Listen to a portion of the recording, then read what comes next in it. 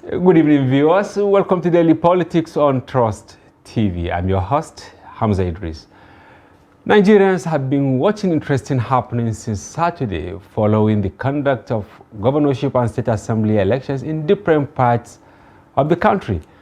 Results from some states have been announced already and others hopefully to come later tonight or on Tuesday. On the program this evening, we'll be interfacing with observers who followed the process starting from the presidential and national assembly elections through the governorship and state assembly elections. I have Paul James here in the studio. He's the program manager elections at Yaga Africa. I also have Nicole Grossman. She is a visiting scholar at the Center for Democracy and Development, CDD. And finally, I have Mbo Eno, the Deputy Director Accountability Program at the Center for Journalism Development and Innovation, CJID. Welcome to the program, ladies and gentlemen. Thank you. Yeah, it's been a hectic day for all. I don't think anyone has slept in a few days. Not anyone on this panel, at least. Wow, good. Yeah, it's really Viewers, stressful. we shall also be taking live updates from states where the governorship coalition is ongoing to keep you informed of the situation. But we'll go on a short break, and when we return, the program commences. Don't go away.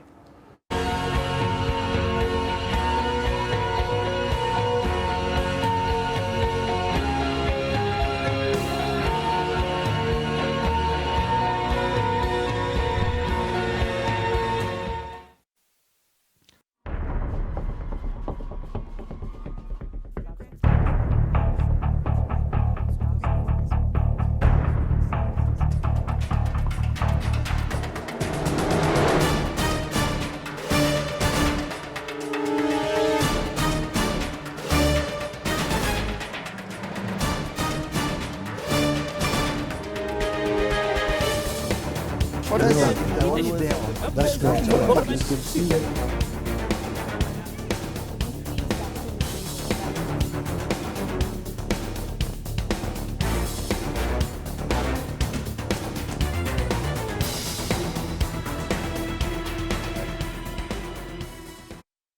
Welcome back. Yes, Paul, I'm starting with you. This is probably the longest election cycle in Nigeria because on March 11, INEC announced notice of election. How hectic has it been for you at Yaga Africa and for all of us in Nigeria?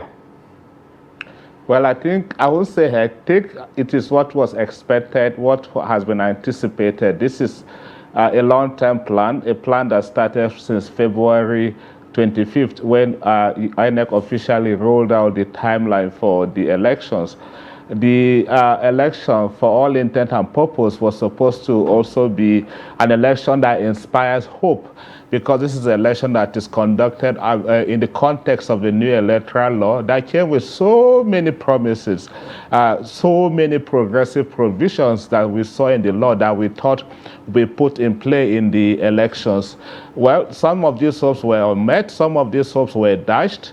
February 25th, for instance, at Yaga, we deployed close to 4,000 observers across all of the 774 LGAs, and of course the 36 states and the FCT to observe the presidential election.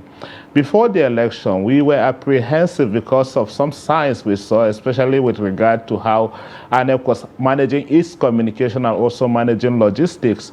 For instance, on the eve of that election, we deployed observers across the FCTs to observe how INEC was doing deployments to the racks. And we noticed, for instance, in Buhari, that there were concerns about some of the officials complaining that if they are not able to access cash, they may not be able to deploy early on election day, and some of them make do of those threats because, of course, we saw how that election was, laced with different shades of problems, especially the problem of late commencement of polls, and also how the resource management process was a problem.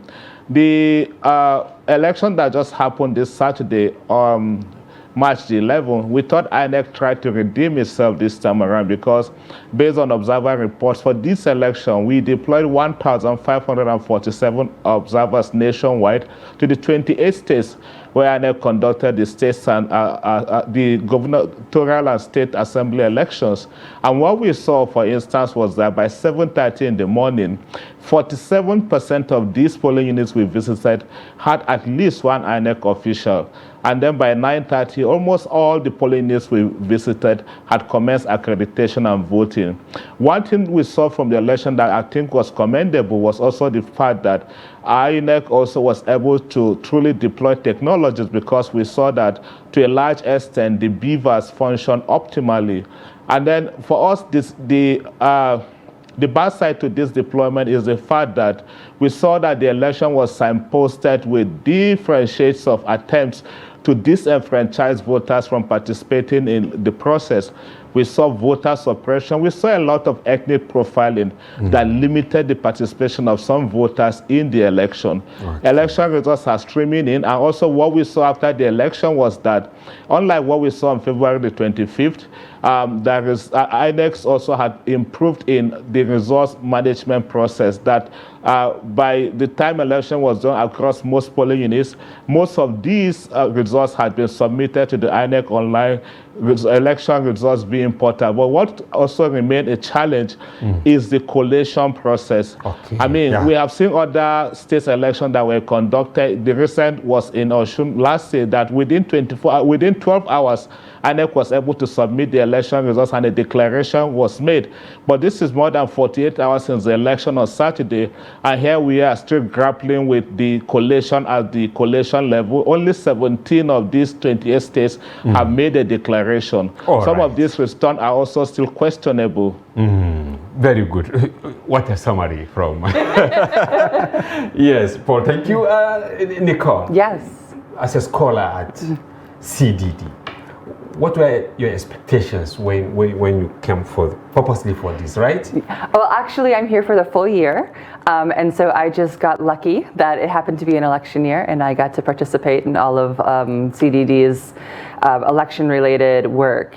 I think as a scholar, I had come in with the expectation of issues with infrastructure and concerns around the ability to, INEC's history has not been stellar, unfortunately, and so I had expectations of INEC having issues. I did believe that INEC was overselling their preparedness in their lead up to the February the 25th. You mean overselling their preparedness? Yes. Because going by what you've seen. Yes. Compared to what they promised to deliver. Correct. So they, even before the elections itself, we were all kind of commenting that they seemed very confident in the fact that technology was going to be the silver bullet, exactly, the magic wand.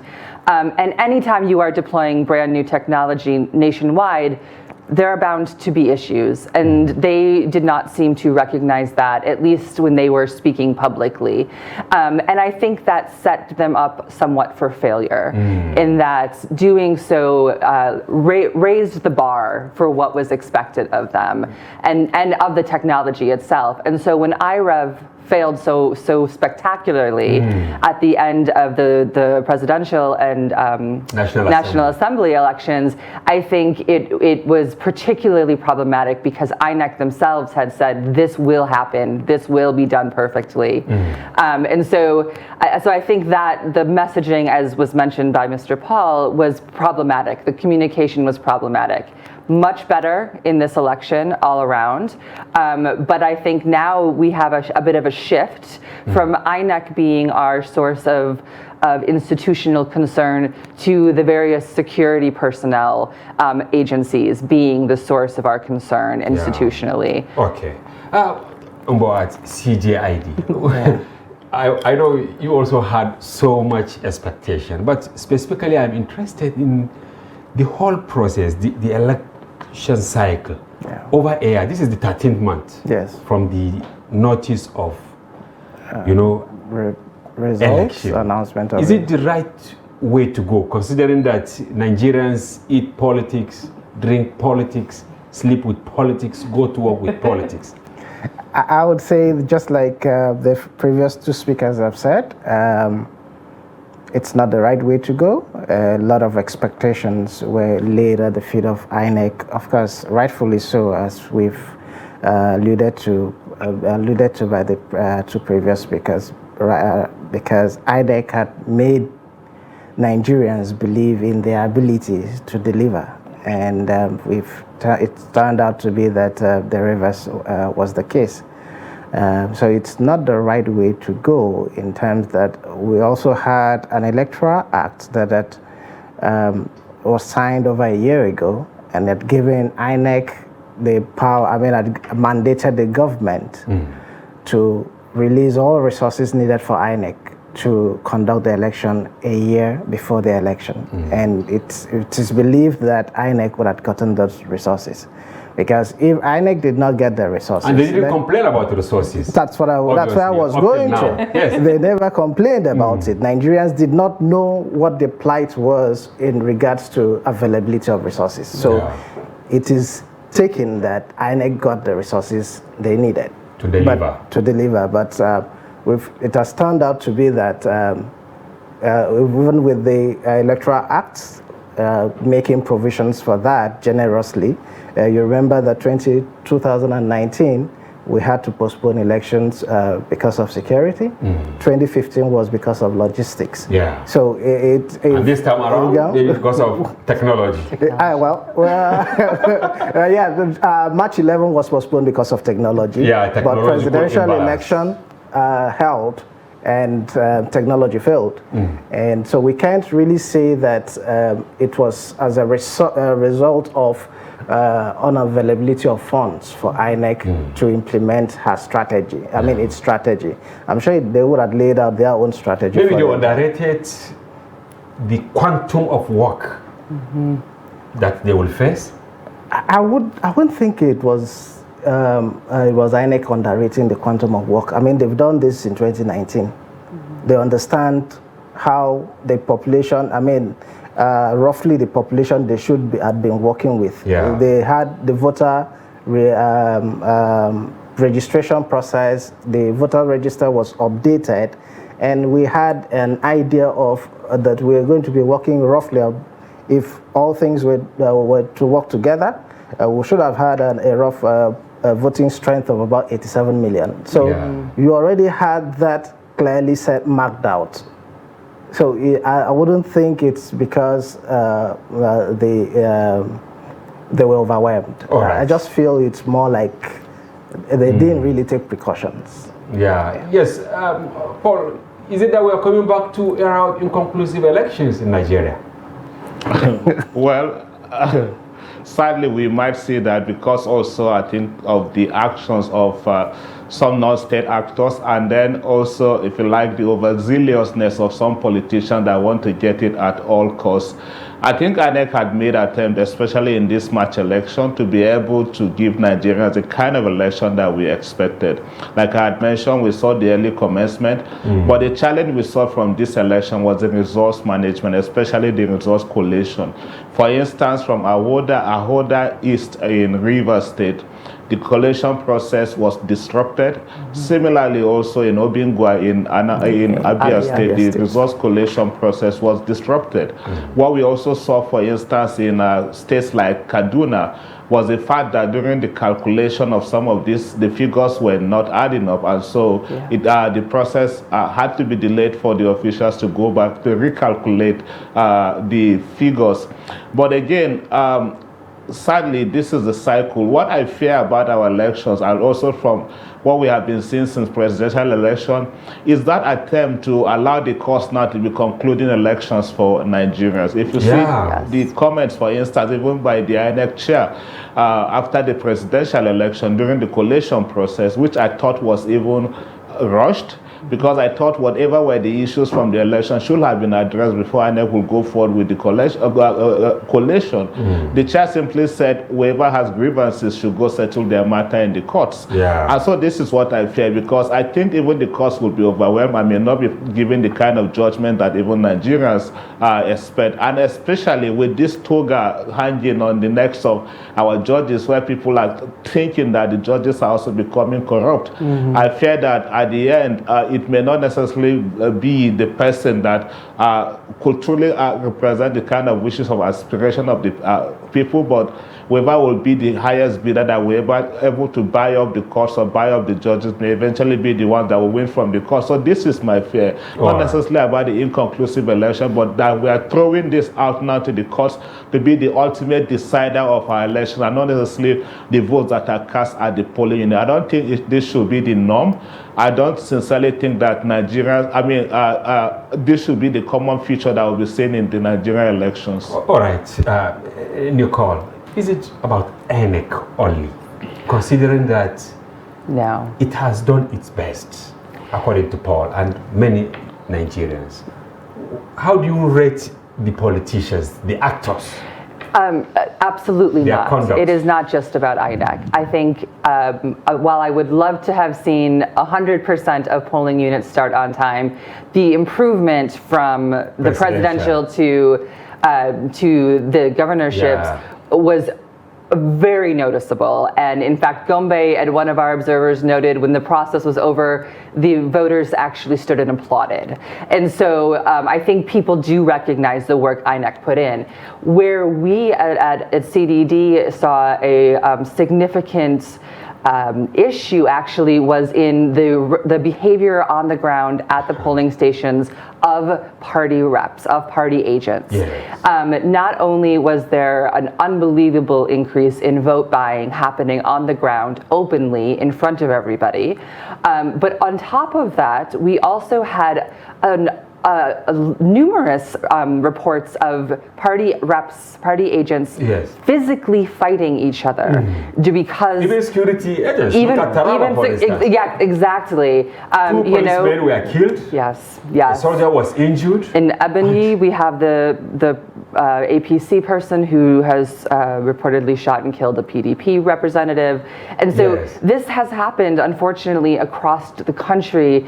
And I think this is one of the most upsetting, actually, issues, because if the parties themselves are not going to take it seriously, then why should the rest of Nigeria take it seriously? So maybe you're taking it back to political parties. Yes. You would like something to this? The attitude of politicians and political parties.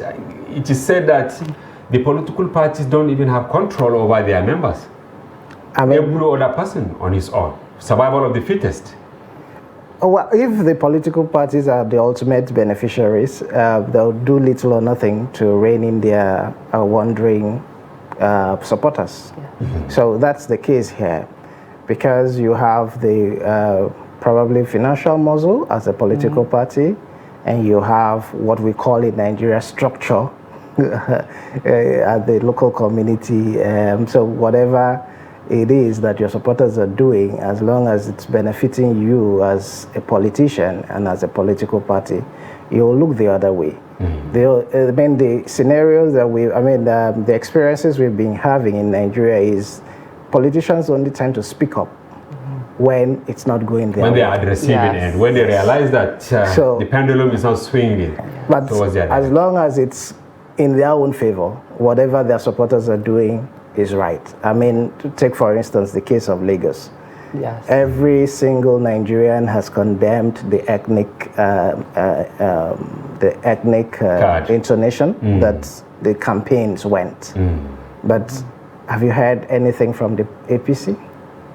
No, because they are making headway? Of course. It was in their favor. Whatever that Lagos scenario painted favored ultimately APC. Because in some places, PDP, they are also very quiet. In Rivers, for instance, they are not complaining. In Bauchi, PDP is not complaining. So you see, the thing is, at the end of the day, politicians, maybe they will say, dog does not eat dog. Right? Yeah.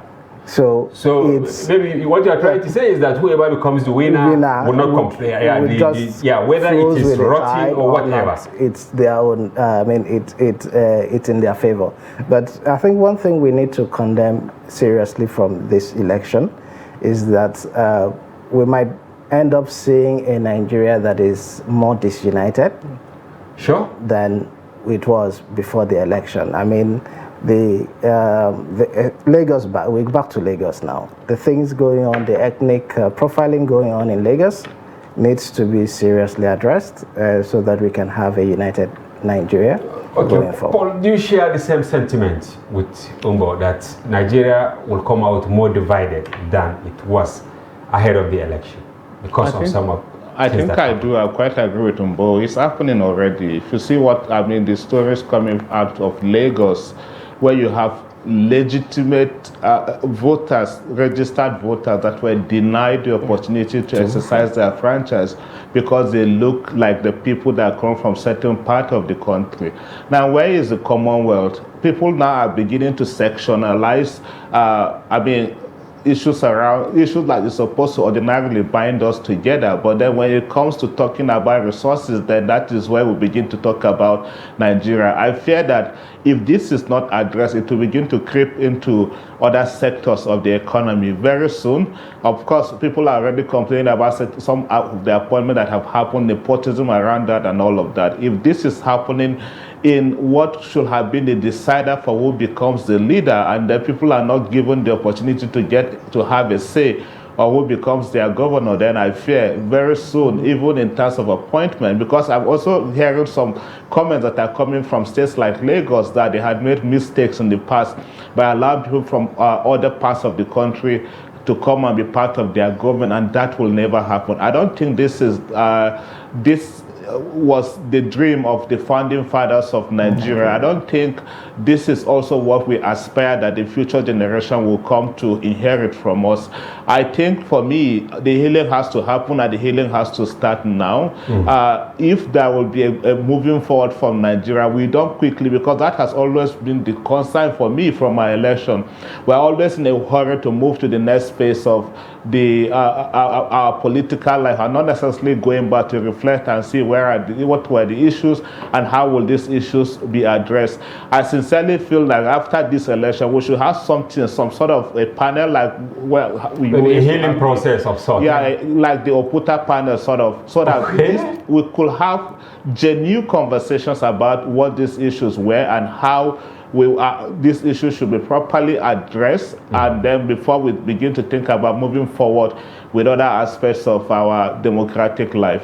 Okay, Nicole, some of the results we are receiving, in the public space, do they really tally?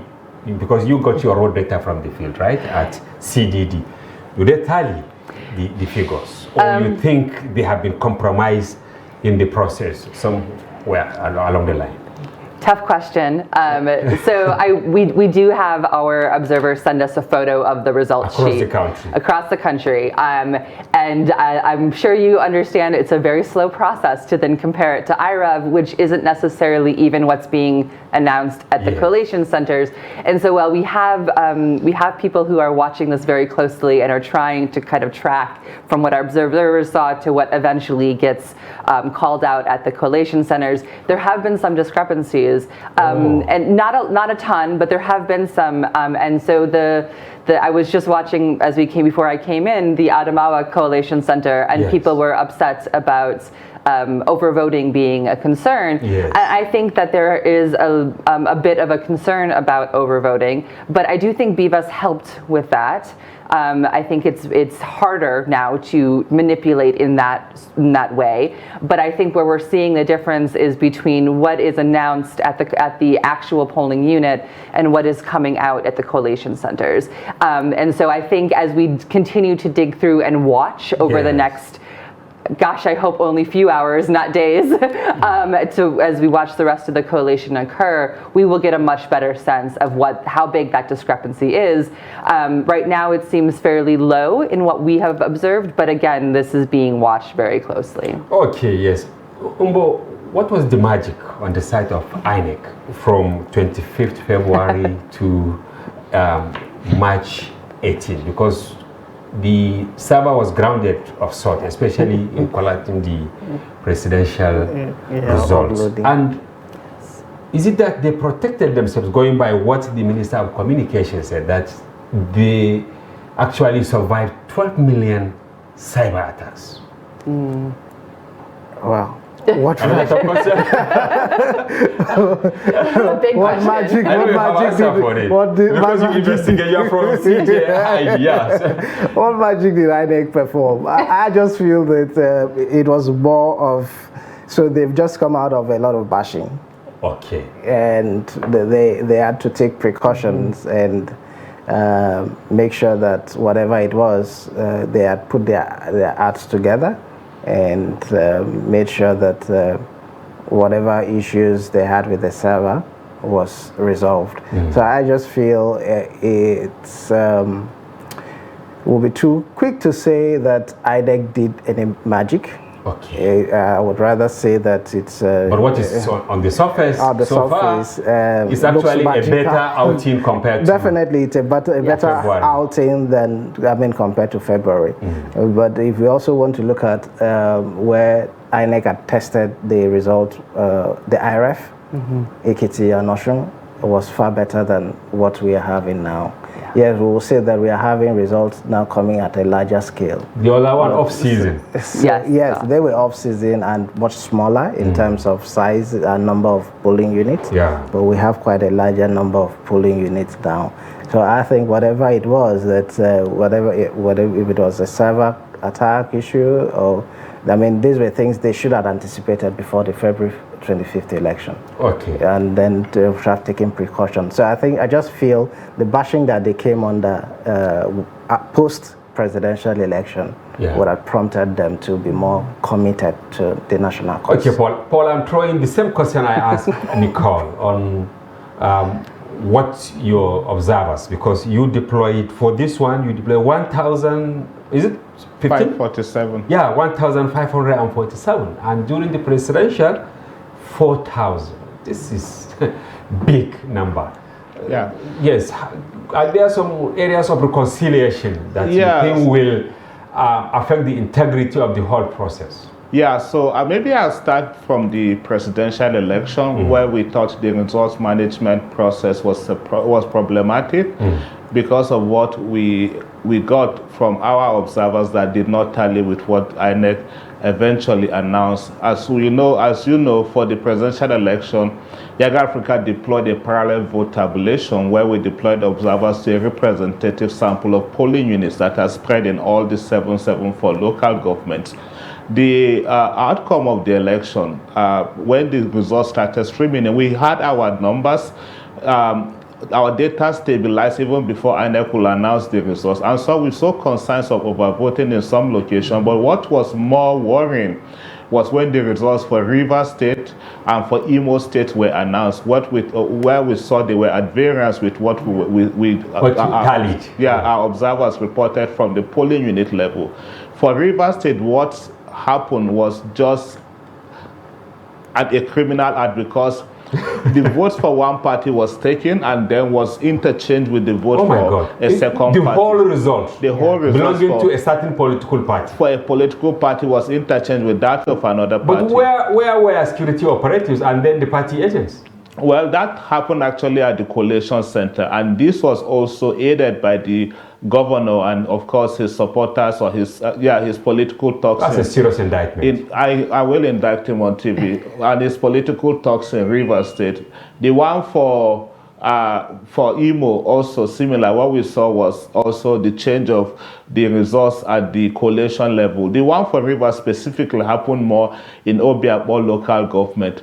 For the gubernatorial election, what we did, whilst we deployed observers across all of the states, we conducted also a parallel tabulation in 3 states, in Benue, in Delta, and in Kano State, for obvious reasons. For Kano, now that a declaration has been made, and for Delta, I could also say that the numbers are consistent. Yesterday, we made a projection in the statement we released, midday statement yesterday, where we said the turnout for Kano will be in the mid-30s, and then turnout for Delta will be in the low 20s. Turnout for Benue will also be in the upper 20s, and then consistent with what we saw from the declaration that INEC made today, we saw that these numbers match. even for the final declaration for the parties in the states. But what is worrying for us is in Delta State, where turnout we thought was very low. Turnout was just under 22%, and this is largely because we saw attempt at voter suppression. Political thugs were going around polling units, beating up voters, looking for party agents, and so did not even allow people, voters especially, the chance to go out and exercise their franchise. And then again, even for the results management process, at some point, collation has to be suspended, has to be delayed because of these overzealous acts by the party agents. Right. And then Benue, like we know, election is not concluded, although a declaration has been made by INEC. We got Kwande local government, where again, INEC failed in managing the logistics for Kwande. They printed and sent a wrong ballot paper for the elections in that local government. So the election had to be suspended in the local government and will be concluded on Tuesday, that is tomorrow. But from the results that have been released so far by INEC, we thought we already have a winner from that election. Whatever will have happened for tomorrow is just to give the people of Kwande the chance to also have a say on who becomes their governor eventually. But I think at this point, I will say for those elections, based on what we have seen, INEC numbers match with what our observers also reported from the polling units. Okay, that is good. Nicole, is it that Nigeria is the capacity small to accommodate huge assignment as this? I want you to make comparison with where you came from, the US, because this time around we had 10,231 people vying for 93 seats in the state assembly, and then we have 418 candidates of various political parties aspiring for 28 states, just 28 states. Is it that we are putting more than we can chew in our mouth at the same time? As a researcher? I don't necessarily think that's the issue. I think the issue is more that it comes from, as was mentioned earlier, that the parties aren't very well defined. And because of this ill definition and the constant moving and switching between parties, it can create a difficult environment for people to really understand where they fit in the electorate, where do they fit in the process. And so I think the bigger issue is that the kind of what the party represents is not very well known, even I think within some of the parties. And so that makes it very difficult on election day to not kind of divulge into identity politics and other issues along those lines, because you don't really fully grasp the platform, the manifestos that are being put forth. Okay. And so you rely on what you know, which is the identity issues. So I think from a research perspective, I would say that would be more of the issue. What about ideology? Do you think maybe it has to do with this? Maybe the confusion among politicians. While you are here, you've seen how, in fact, some after the presidential election, they cross carpet to another party in less than 2 weeks. And you don't, do you think maybe we don't have, like in the US, you have the Democrats, you have the Republicans. As an American, I find this fascinating and mind-boggling. In the U.S., if somebody were to switch from the Democratic Party to the Republican Party, that would be huge news. Everybody would be talking about that. Exactly. What happened? Why are they changing?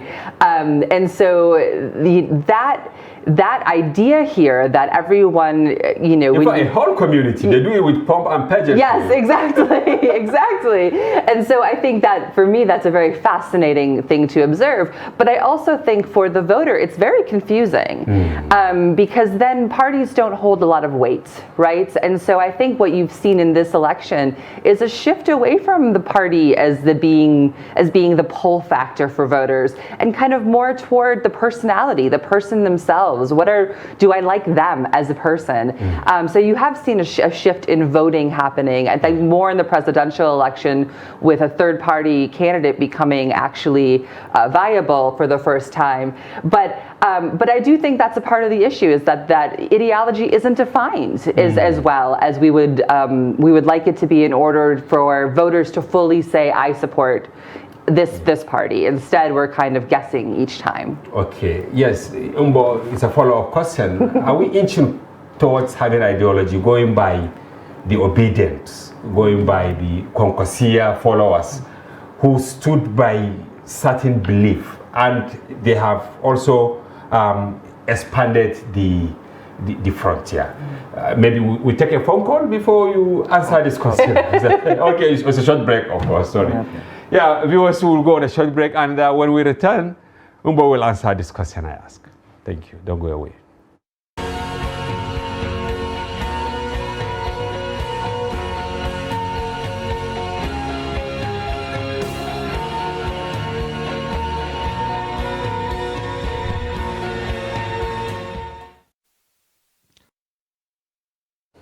Welcome back. If you are just joining us, you are watching Daily Politics on Trust TV. Do well to follow us across all our social platforms on Facebook, Twitter, and watch us live on YouTube.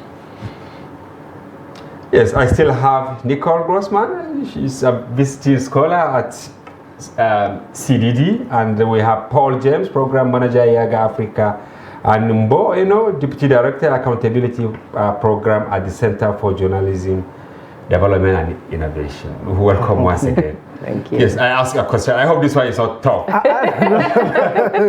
at all. Yes. I would say that the Caucasia movement has been there for a while, but they made it serious.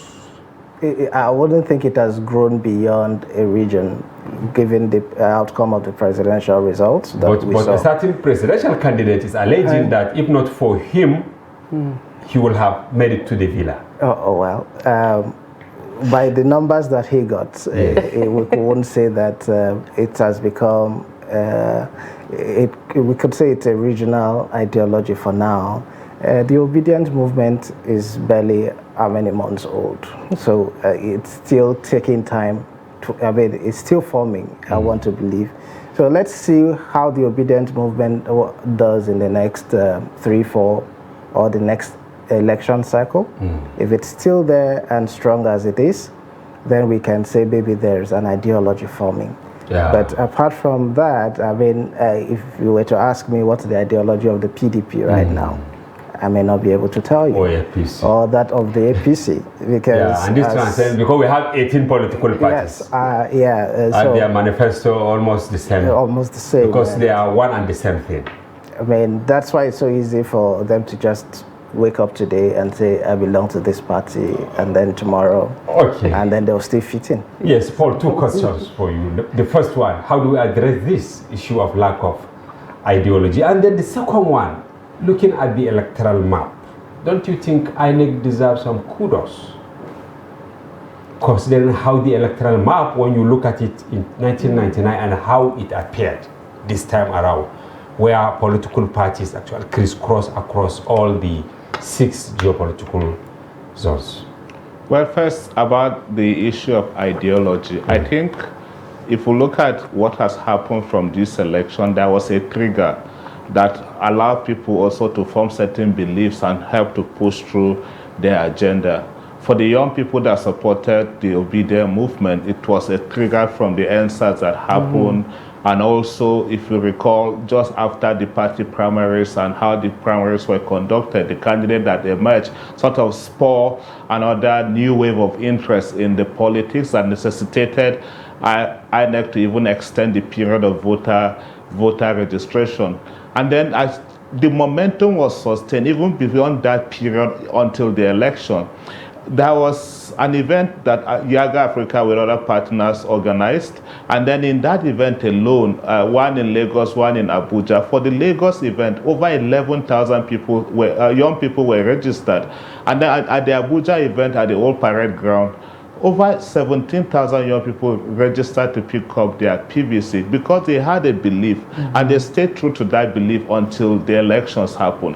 And then for the first time, we are beginning to see voters trusting in the process, believing that their votes truly count and they will have a say. For the first time, we saw politicians going on their knees, begging voters to vote for them. For the first time, we saw politicians apologizing for the wrongs that they have done in the past. Whether or not that was coming from the heart, we don't know. So is this actually positive for the electoral empire? Yes, of course. For the electoral putting so empire. many checkpoints that we don't have emperors any longer.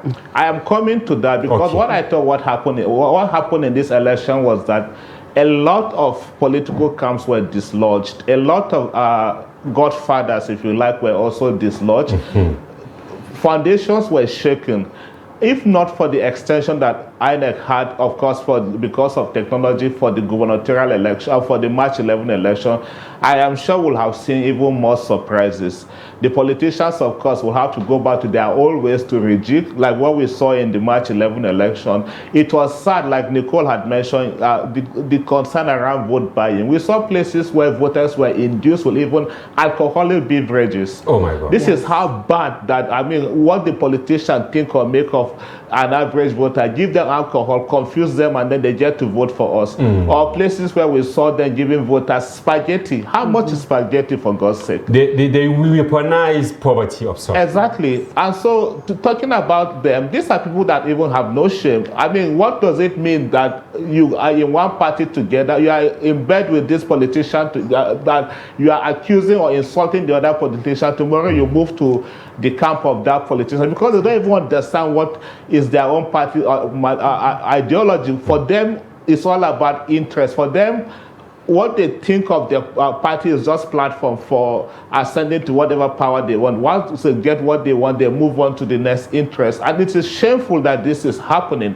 If you think about PDP, the APC, all of this, not that they don't have constitution, they don't even have, they have what they believe in. They have, for instance, if you go through their manifestos, they have concrete plans of what they believe that they want to do or achieve for Nigeria. But of course, these are all shrouded in the sort of personal interest that all of these people have. If they are not able to grab it in this particular party or this election, the next cycle they move on. So for me, I think these are people without shame. These parties have ideology. It is just individuals that don't even have the time to go through what are even some documents of these parties just to desperate to get power. The context of this. I think that is where the problem lies. Okay, well, how do we address this now? In Delta, for instance, voters were induced with alcohol. In Kano, the same thing in Benue State. In Kano, spaghetti. In some places, they said wrappers. They take a wrapper which will not even cover one liter. Yes. So how do we address this? Because they have weaponized poverty. I mean, it's something, and a new means of inducing voters, right? So I think something has really, just as Paul said, something unique has started in this electoral cycle. The young people have actually, we can say, have woken up to the realities of governance. So one way we can help limit what we saw in this last election, subsequent elections, is to get, not just get young people involved in politics, but then get young people with the right ideology. So is to begin now to educate the next generation, have more platforms where they can go through mentorship, have more platforms where they can go through mentorship from the right set of people. Because the guys we have now actually have some form of mentorship. But if you think they have? Because they have some form of mentorship. I have this fear that there are some, especially for the State Assembly, that they never expected becoming legislators. They are ill-prepared. So are we not in for the worst? They are ill-prepared because their own mentors also were ill-prepared. So garbage in, garbage out. That's the thing. So you don't expect magic to happen. You have someone that does not really believe in the ideologies or in the vision of a better Nigeria.